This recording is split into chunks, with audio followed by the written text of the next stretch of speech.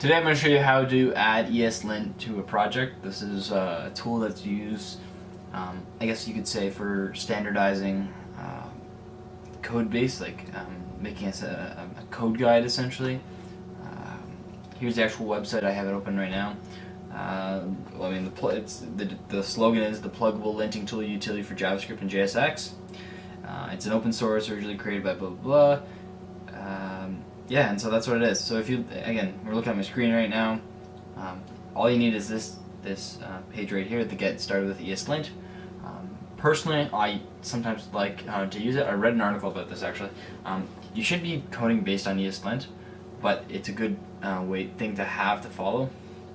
And what I mean by that is when you have a big organization, when you start a project using something like a tool like ESLint, it's very good because your entire code forms a specific style, and when you start adding people, that style remains.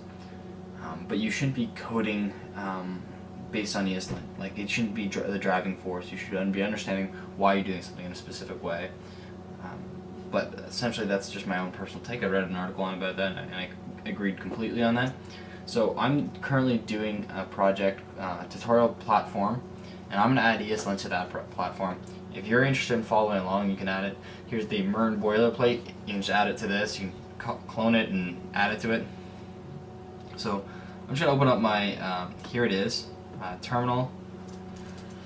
I'm sitting inside the project, so all I have to do is add ESLint to my dev dependencies. And the reason why I'm adding to dev is because in production this doesn't matter because the code's already been written. And so I'm just going to do an npm install ESLint --save -dev, and that's going to begin the installation. Now there's a couple different styling types and forms. Personally, I'm a fan of the Airbnb style, and I'll show you what I mean.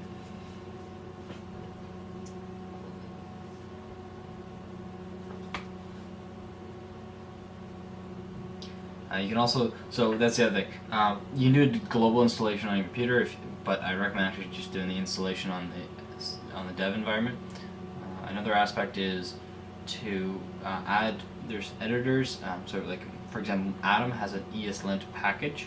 So if you add a package to ESLint, it gives you all the feedback on what's going wrong and things like that. And what I mean by that is the ESLint check happens on compile, and it's a script that you can set up to happen on compile. Now, some people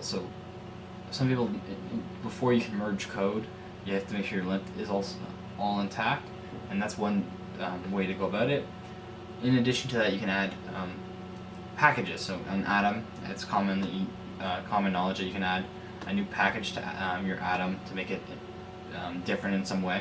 And one of the packages is ESLint, and it tells you specifically file per file. You know, if there's any linting errors, tells you specifically what it is. So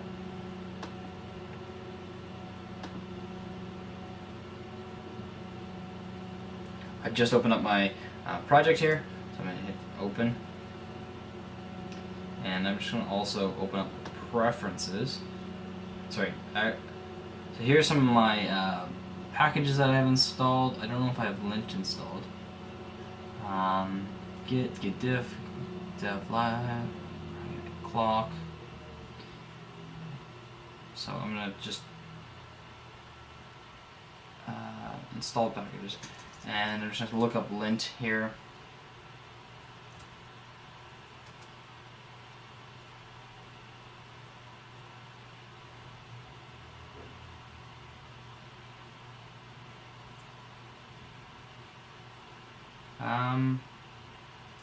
I have no idea what the best lint is.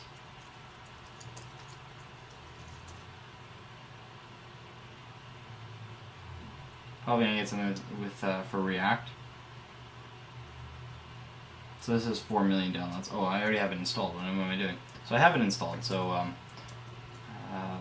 that's the one I went with. And so the first step is I've updated the packages. It's run that. So if we go back to the get started, the next step you want to is just initialize ESLint, and it's going to ask me some questions. So answer questions about your style guide. about your style. You can go through each aspect of your style and explain what you like to do and what you don't like to do. I prefer to go with the use a popular style guide, and then I follow Airbnb. So I'm just using the arrows to navigate here. Enter to select. Are you in React? Why yes. What format do you want the config file in? Tempted to go with JSON. I'm gonna probably go with JavaScript though. And it's going to install and get everything set up. And so it's really that easy. And then the one thing you have to do is you have to go through and reformat. It's going to install. The one thing you have to do though is go in and reformat certain aspects of your code. It may not follow ESLint. So let me just show you how to set up. Configure ESLint on your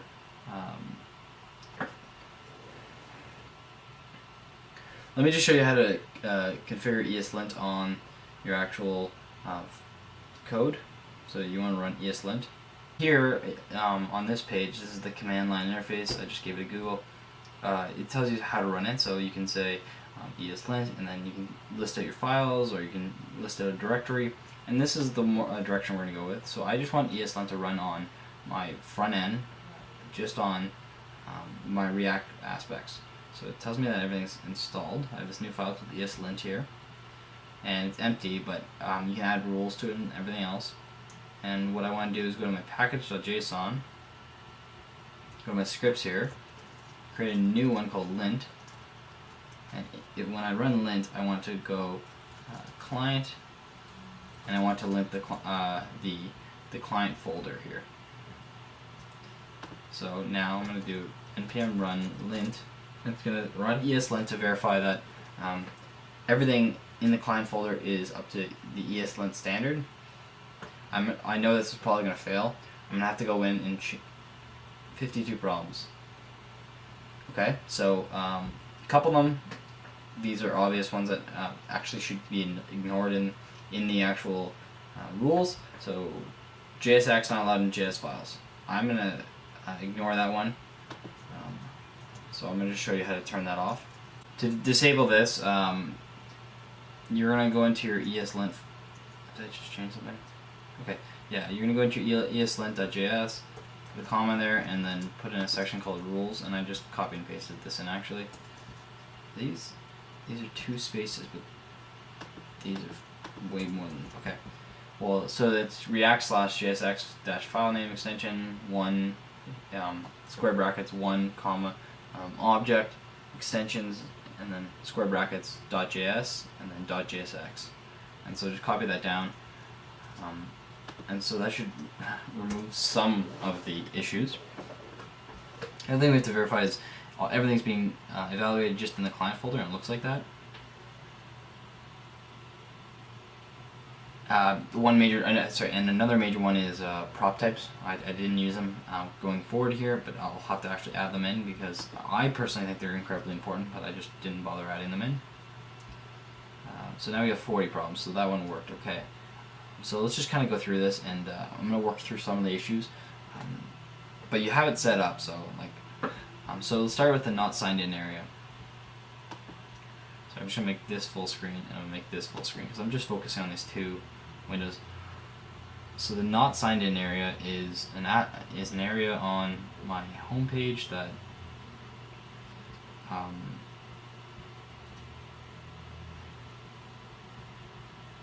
okay, so there's my, this is what I was also looking for. My editor, my package editor kicked in to tell me all my lint errors, so I can just go highlight. So this line exceeds 100 characters, so I can go in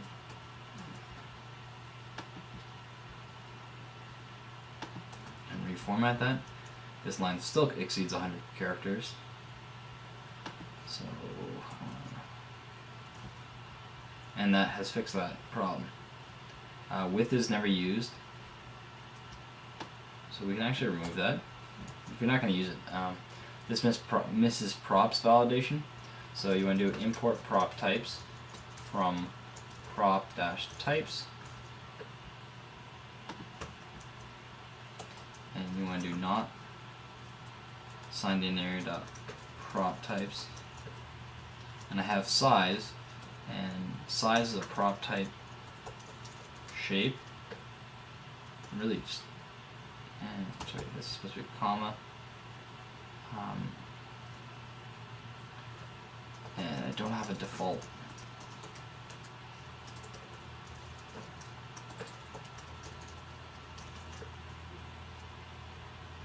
Is that right? I don't know. We'll find out. It'll tell me if prop types.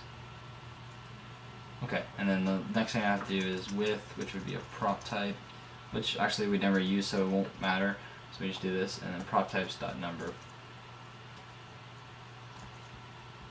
And so what this is saying that is a prop for this component will be size. It's actually coming from the parent, and if size is not set, because you could also do dot is required, where it doesn't load the component if it's not set. But if size is not set, just load a null size. So this prop here will be null, and this won't work actually.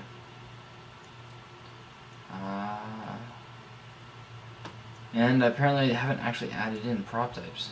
So I'm just navigate back over to the terminal and do --save -set dev, and I'm installing prop types here, and that should add it. I'm just going to look at the next major file. I mean, they all have issues, but I'm just trying to start at the top and work my way down. Navbar here. So, okay, it'll spit out a whole bunch of issues. Props, never used. If the props is never used, it tells me to rearrange this to be a different format. Tell me every single line is off with indentation. You can just do a command tab. Tell me that it's not okay with the hashtag or whatever it is, the number sign, I guess. And I'm just going to change this to be courses. And this will be hosts.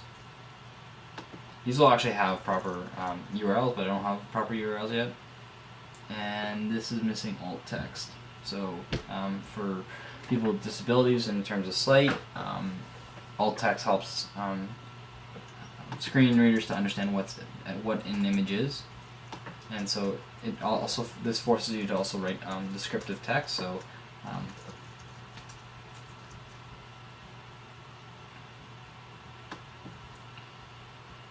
I'm just moving this all into multiple lines because I'm going to cross over the 100 character limit.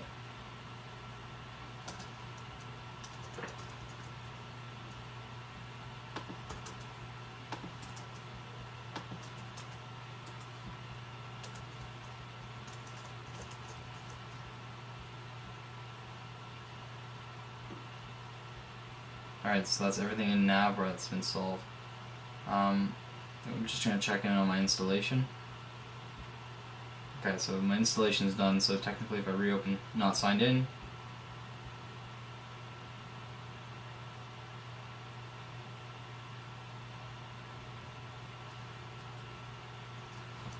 it's in project dependencies, yeah?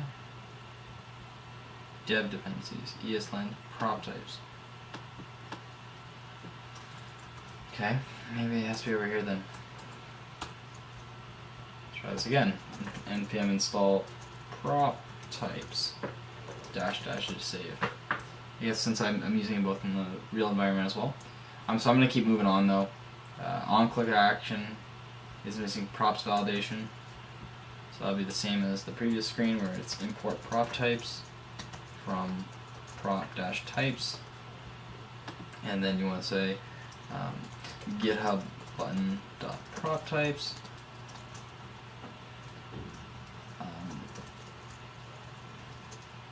Its type is a function. I'm passing a function through to deal with this. I'm actually going to copy that because it's going to be an issue in all of these.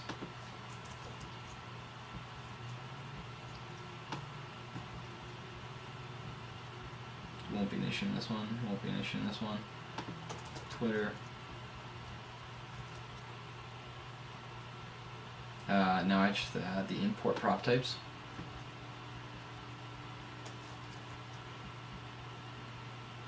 Must have finished installing because now it's no longer underlined.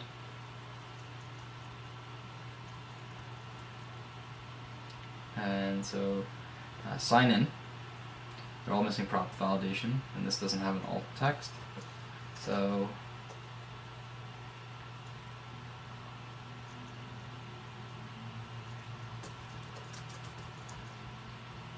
social icon's not the best alt text, but it is the truth because it's dynamic.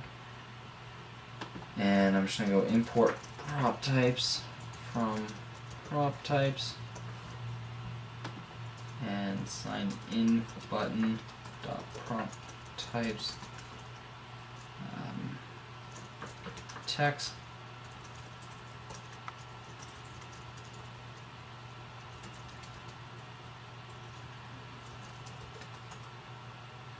Is that right?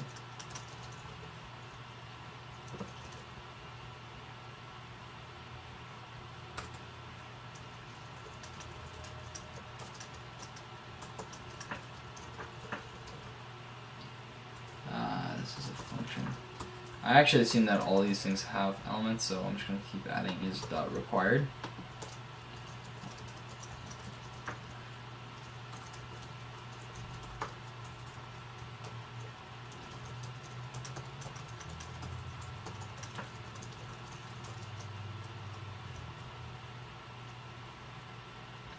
And that fixed that page. Okay. What's wrong with this one? Okay. Well, I knew this was gonna. This is actually gonna change because I know that I'm gonna have to handle. Actually, maybe it won't change. I take it back. I don't know if it's gonna change. So that's fixed. So I'm worked my way through a couple files here, and I'm getting into containers. Children is missing props validation, and I don't really have a proper props validation for children because technically it's more of a React component. I guess it'd be an object then, but the prop types isn't okay with objects, so I'm going to do something that I haven't done yet, and I'm just going to do a ignore. So I'm just going to say any.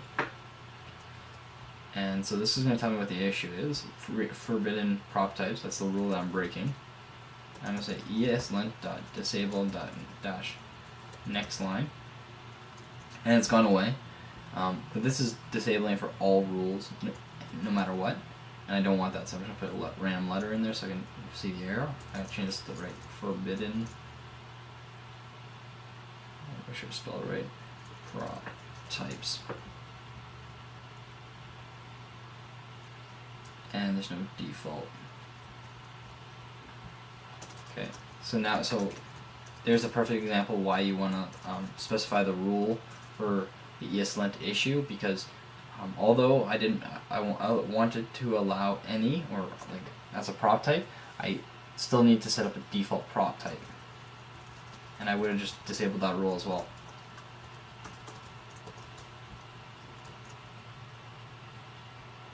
And I want to remove the component because it's not used, and that file's fixed.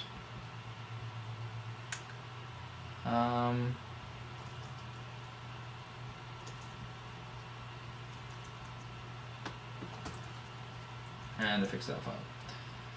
Now the home file. Okay, so what I'm going to do here is I'm just going to write this one as an ESLint disable. And this disables ESLint between, essentially, I could just do the following. And it would just disable ESLint between the two comments. But since I want to actually just disable the entire file for now, because I'm going to be changing this file completely a lot. I'm going to change this file, so I'm just going to leave it completely. And I'm going to do, oh, there's nothing wrong with this file.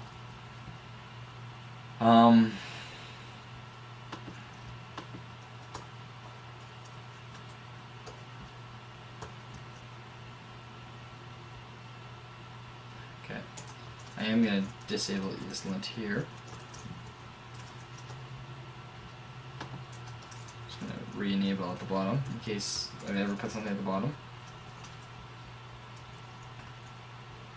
And we're going to try running npm run lint again just to see if we have any outstanding issues. And we don't, it passed. So one thing you can do is actually put this ESLint call. Sorry, I'm jumping around. Let me just find my package.json. This one here, this ESLint call. You could do something like here and then put an and sign so it runs lint every time you run the server. So if you break the rules, you know. Since I'm just working on this project by myself, I'm going to just leave it off because I have it. I know I have it on my editor. I know to follow it. But if you're, it's a great thing to add right away, even if you don't follow it. Sorry, when I mean that, I mean like you don't like strictly say that like let's not let this compile. Just because like it, when a project gets bigger and bigger, it gets harder and harder to add it. I mean the same thing goes with testing. It's harder and harder to test if you test at the start. It's a little bit each time compared to one big change which you never want to do. So anyways, with that, that's the end of this video. Hopefully you find ESLint useful. Please subscribe and check out my video next week.